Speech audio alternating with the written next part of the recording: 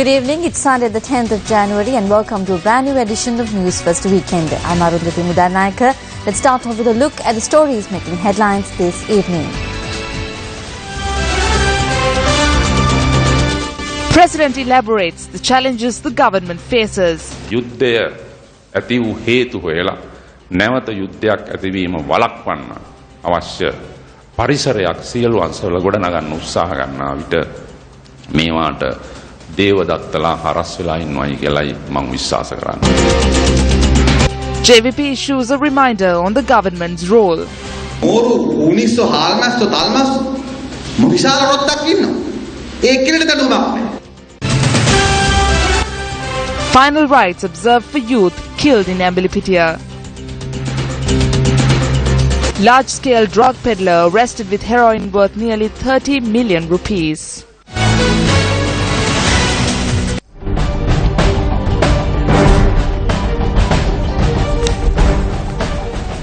President Maithripala Sirisena made a statement today about the opportunistic nature of politics. President Sirisena expressed these views while attending a special event organised to present credentials to the new Chief Sanganayaka of the Colombo district of the Askeri chapter of the Siam sect, Venerable Nikula Dharmakirti Sri Silaratana Panyasara Thera. The event was held at the Sri Bodhiranja Viharaya in Colombo Fort. ව්‍යවස්ථාවට අවශ්‍ය වෙනස්කම් මේ යුගයට තිබී යුතු ගැළපීම්. The Prime Minister and I made statements in Parliament on the changes that are necessary for the Constitution and political reforms that have to be made with adjustments that are suitable for the current era. Many falsehoods are being spread across society on this matter. What is evident among the majority of these falsehoods is that they wish to create discord in the country. These are intended to create tensions in the country, destabilize the government politically, sabotage the new government's program, and to denigrate the good faith that the people have placed in the ruling party politicians. This is what I can see in many of these false statements. I saw that it was said that the word unitary would be removed from the Constitution. I saw a former senior minister claiming that the place given to Buddhism in the Constitution would be taken away. My dear chief prelates, I see efforts to divide communities, divide the Mahasangha and divide the people of a country as a sin that is equal to cardinal sins. Where has such a thing been written in this government? Where is the draft? Those who say these things may be seeing dreams in their sleep that if this government does these things, then they can topple it soon and form a government of their own. The only motive behind their statements is to be the next to claim power. I believe that these Devadattas are standing in the way of our efforts to create an inclusive environment in order to prevent another war. නැවත යුද්ධයක් ඇතිවීම වළක්වන්න අවශ්‍ය පරිසරයක් සියලු අංශවල ගොඩනගන්න උත්සාහ ගන්නා විට මේවාට දේවදත්තලා හරස් වෙලා ඉන්නවයි කියලායි මම විශ්වාස කරන්නේ. Speaking at an event in Veeravilla Maharama today, Minister of Housing and Construction Sajid Premadasa levelled allegations at the opposition. 2015 වසරේ 2 mandates were received in the year 2015 to change the executive presidency. But what has happened now? Those who lost and are in the opposition now, after scrounging off the country by using the executive system, are now venturing on a journey to change the presidential system. At a time when our government, who said the executive presidency will be abolished and are now trying to change it or amend it to fulfill the wishes of the people, these persons are saying no, this system is wrong and that we have to rethink about this system. This is utterly shameful on their part. The event took place in the Subodhagama area in Veeravilla to hand over the new drinking water project to the people. Various views were expressed on the political stage today on the government's efforts to redraw the constitution.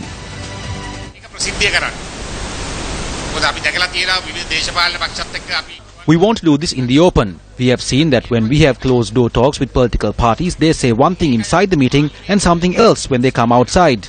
That is why we have established a committee of the entire House in Parliament empowering all the MPs. There were amendments to this proposal. The Sri Lanka Freedom Party has submitted amendments. MP Dinesh Gunawardena has submitted amendments. Anyone can submit amendments in the future. Our country needs a constitution that cannot be changed even if all the MPs in Parliament vote for it. If there are any shortcomings in our program, then point it out. But do not incite the people by portraying falsehoods.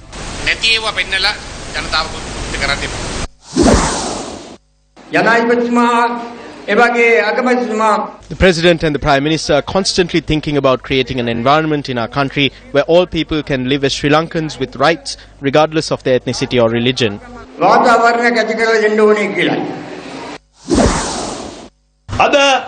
අපේ ජනාධිපතිතුමා Today our president visits the north and the south.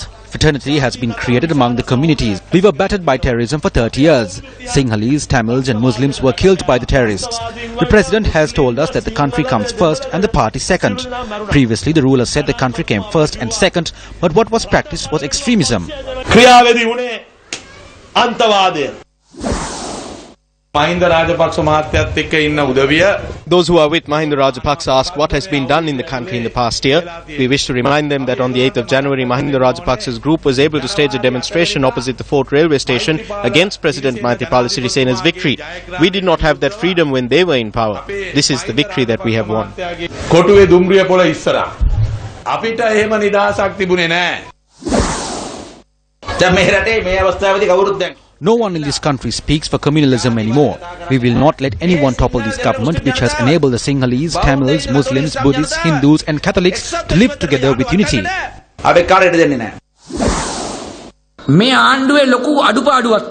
There is a major shortcoming in this government. This government does not understand marketing. What this government does is not being sold or promoted among the people.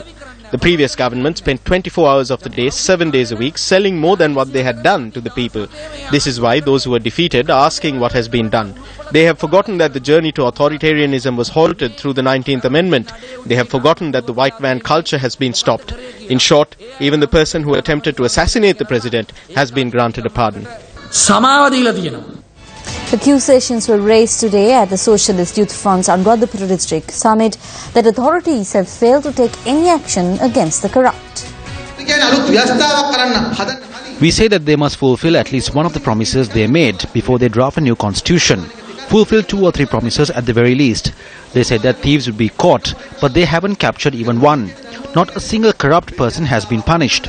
We believe that the motivation behind the constitution is to distract the people from their problems. They said various persons were involved in Tajuddin's murder. They spoke of accusations of massive financial fraud. They spoke of sharks, shrimps, sprats and whales when talking about the corrupt. But none of them have been punished.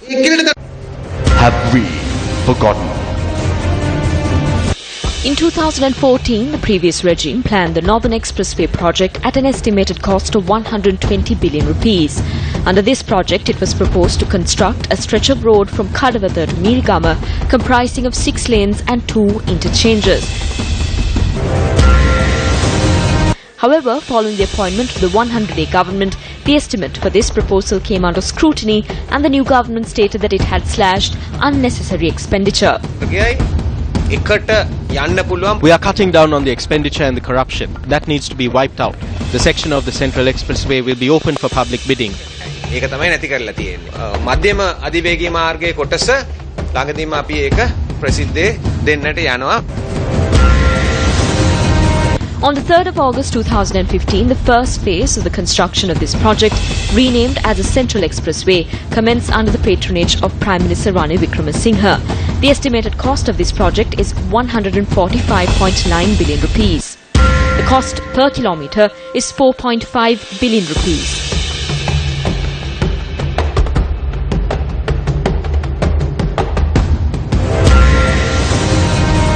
Convening a media briefing on the 5th of August, several members of the then opposition said that the 100-day government, which criticised the estimated cost of the previous government, has commenced construction of the expressway at a much higher cost.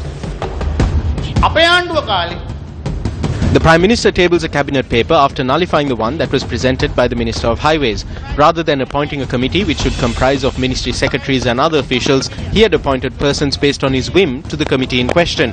During our government, the cost of a kilometre was 3.36 billion rupees. However, this time around, a kilometre costs 4.7 billion rupees. Through this cabinet paper, Ranil Wickremesinghe has stolen almost 50 billion rupees of the taxpayers' money. Despite the fact that the expenditure on the proposed expressway gained much criticism, in the end, the contract for the construction of the expressway was given to the same Chinese company. Even the loan obtained for the project was from the same Chinese bank. If you take this particular thing, the Wickremesinghe government claimed that the section of the highway from Kosinna to Mirigama, which they have now given to the same company that had got the earlier contract they complained of, Kadawatha to Kosinna, that has got a contract at about 4.5 million per kilometre. Now they were complaining, but when they cut it, it turned out that they had left out a great many of the features of that road that would have made it safer. The lanes, instead of provision for 6 lanes, it was made provision for 4. But in addition, far from there being savings, they claimed that 30 million was saved. This was in a cabinet paper. But then they simply reported to cabinet that the savings would be spent on this little section of road, the 4-kilometre stretch. And that means that if the Prime Minister was correct in claiming 30 million was saved through the renegotiation, that means this little section of road, you are paying, the people of Sri Lanka are paying 7.5 billion per kilometre. Now that is absolutely shocking. Have we forgotten? Convening a media briefing at the Ministry of Ports and Shipping today, Subject Minister Arjun Ranatunga said that persons who are involved in irregularities which are said to have taken place at the ministry have been identified. The investigation on these matters are being conducted by the Presidential Investigation Unit, FCID and CID. Moreover, we have received a short report on this from Nalin Laduhetti, and within the next week, he will submit the main report to us. By handing this report to the President and the Prime Minister, we cannot implement the law. We must let the relevant authorities to implement the law. Therefore, I will hand this report over to the FCID, CID and the Presidential Investigative Unit and let them implement the law.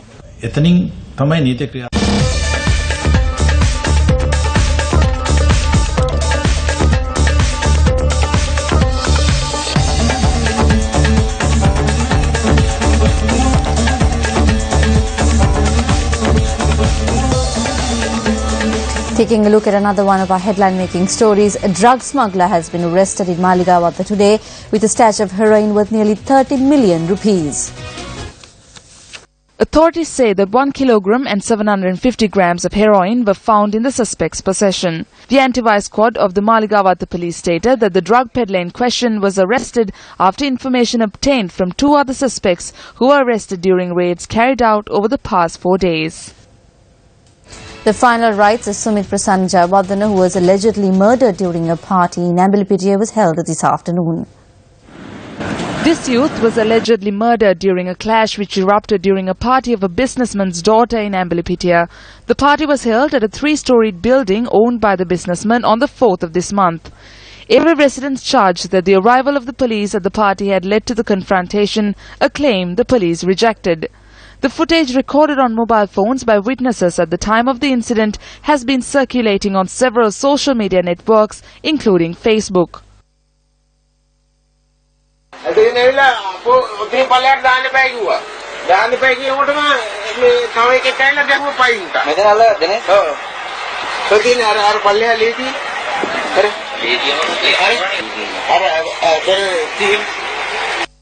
Amid protests which erupted against the incident, the Ambalipitiya Assistant Superintendent of Police was given mandatory leave, while 21 other police officers, including the police HQI, were given transfers. The Ambalipitiya town was filled with white flags, notices and banners today for the final rites of the victim.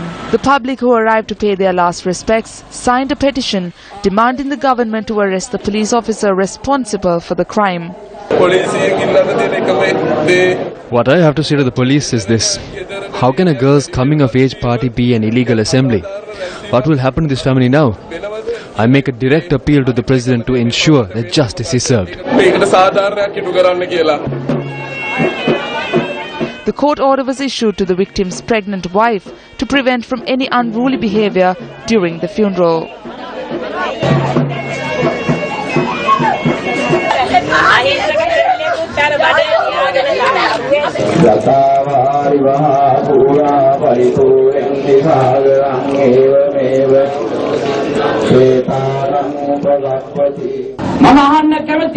I wish to ask if they can give this unborn child a father.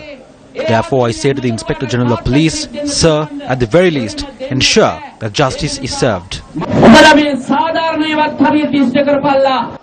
The Ambalipitiya Magistrates Court issued another injunction order preventing illegal protests and demonstrations. The acting magistrate of Ambalipitiya ordered that protests with the use of empty coffins cannot be held. Around 500 police STF personnel from Tanamalvilla, Tangol, Udavalava and Siamvalanduva were deployed to ensure security in the area during the funeral. A heightened security presence was also witnessed on the access road to the Ambalipitia police station. The final rites for Sumit Prasanna Jayawardena were observed at the Ambalipitia public cemetery.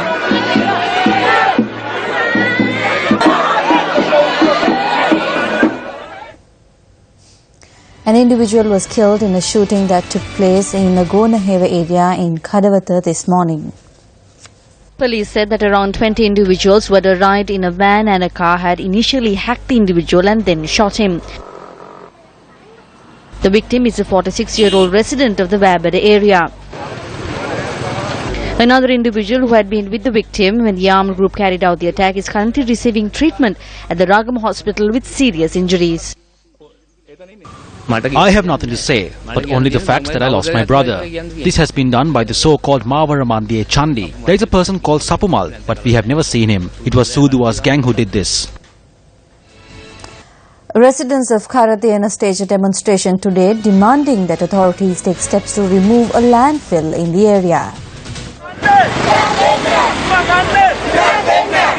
The protest was held in Bokundra today. Demonstrators say the landfill has had a severe impact on their day-to-day lives and is harmful to the environment. Intimidation has been used against this protest movement. Even yesterday, a threatening incident occurred at my house. Unidentified persons in three-wheelers loitered around my house and attempted to intimidate us. If we do not receive a response to this matter, we will involve foreign environmental organizations. UN conventions have been violated through this. Human rights conventions have been violated. Health authorities must look into this issue, and if they fail to do so, we will not hesitate to take further action. This landfill, where waste has been dumped for close to 15 years, spans an area of about 37 acres. The landfill, which is located in an area under the purview of the Casbaba Urban Council, is administered by the Western Provincial Council. Waste that is collected within municipalities including Casbaba, Dehiwala Mount Lavinia, Moratua, Maharagama and Borlasgamua is dumped here. Waste from this landfill flows down like lava when it rains. An entire layer is washed away and it spreads. If this continues, there won't be any animals left here.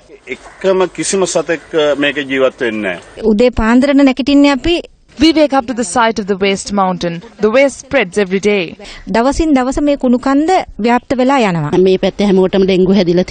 Everyone here has contracted dengue at some point. The stench is so severe here that it can be smelled in adjoining areas. We feel like our noses are blocked by the stench. Newsfirst made inquiries from the Chief Minister of the Western Province on what steps, if any, would be taken with regard to the Karadian landfill in order to alleviate the suffering of the residents. There's a large amount of money behind this business. There are people who are making large amounts of money from foreign companies by excavating in Karadiana. I will order the OIC of the police to stop this. Private companies collect waste in Borlasgamu and then transfer it to the tractors belonging to the urban council. They pay off the drivers to load the waste onto the tractors and then they dump it in Karadiana. I will order them not to grant bail from tomorrow. I cannot create a solution. I cannot solve a problem that has existed for several years in the country within 3 to 4 months. Speaking at an event held at Temple Trees today, Prime Minister Ranil Wickremesinghe commented on the government's plans for the economy. Representatives of Youth Parliament and members of the Youth Clubs Federation were present at this occasion. දැන් අපි ශ්‍රී ලංකා නිදහස් පක්ෂයත් අනික් දේශපාලන පක්ෂත් එකතු කරගෙන කටයුතු කරන්නේ. We have joined with the Sri Lanka Freedom Party and other political parties to strengthen the middle class and to broaden the middle class. We wish to transform low-income earners to high-income earners. This is why we have prioritized the program to generate 1 million jobs. Today, the country's revenue is used in its entirety to pay off our debts. So in order to create jobs and generate wealth, we must look to local and foreign investment. At the same time, we have been able to commence work on establishing high economic development zones. We have identified Hambantota as one such zone. We are also drawing up plans to establish these zones in Horana, Raigama, Divulapitia, Kuliapitia and Mahaoya. Raigama, Adikalapayat, Divulapitia, Kuliapitia අතර මහාය අධිකලාපයත් දැන් ආරම්භ කරන්නට සැලසුම් හදාගෙන යනවා. With the increased numbers of travellers seeking out Sri Lanka as a hot destination, more and more attention is being drawn towards the so-called surfing hotspots across the island. Local vendors in some of these areas claim that due to a lack of attention from authorities, they are seeing little progress.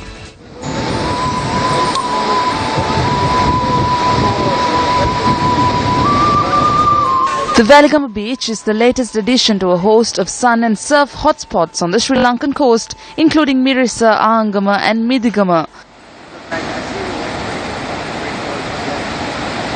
While the waves in Veligama are not at the standard of the swells in Arugambe, many surfers have begun to travel here. The president of the Arugambe Surfing Club, Krishant Ariyasena, says that the natural sandbar of the Veligama coast makes this an ideal location for surfing. Local beachfront entrepreneurs say that more than 400 tourists are visiting the Veligama beach each day. It's like for beginners. It's like on the beach, it's no stones or nothing, so you don't hurt your foot when you're going into the... People here are amazing, the surf's really good, there's plenty of surf schools, the weather's amazing.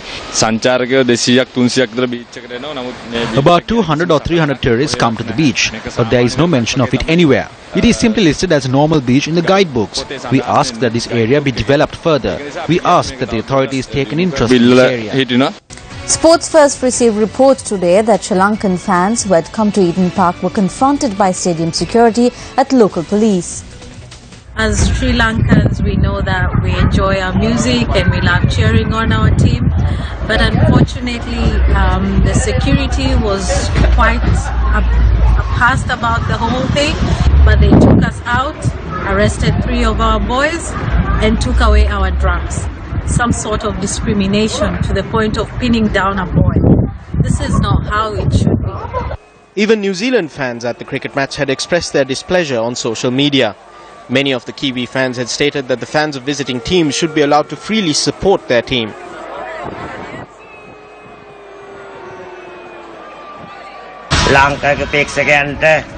Sri Lankan fans were harassed today. Musical instruments were taken away. It was a very unpleasant scene.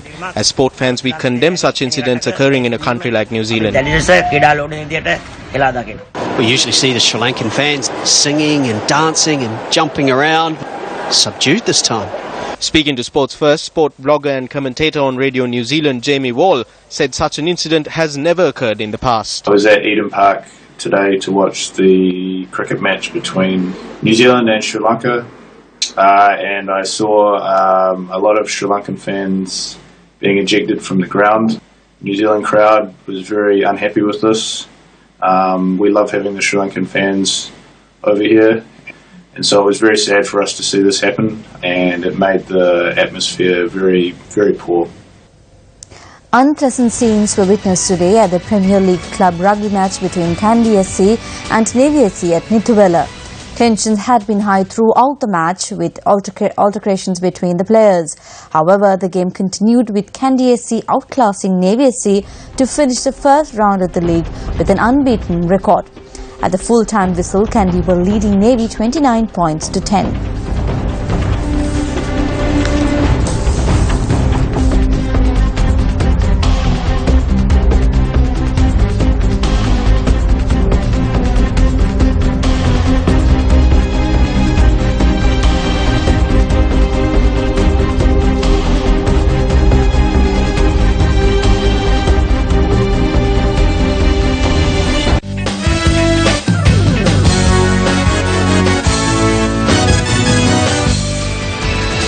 And with that, we wrap up tonight's edition of Weekend Primetime News. Thank you very much for joining us. Good night.